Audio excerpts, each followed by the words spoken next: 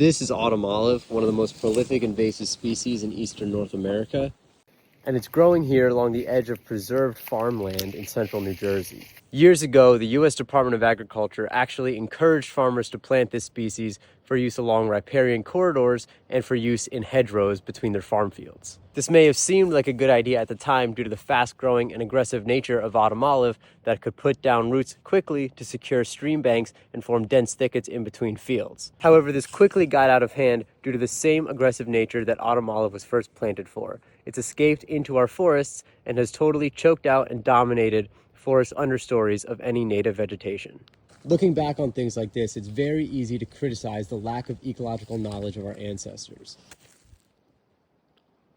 And while it's important to acknowledge the mistakes in past land use and how they've harmed our native ecosystems today, it's also important to acknowledge that because of preserved farmland areas like this, we have open space that is set aside to never be developed, because this can still be restored.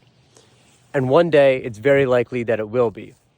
But as soon as we lay down a foundation and start building an apartment complex or a warehouse on top of this land, the likelihood of ever making this an intact native ecosystem ever again becomes very diminished.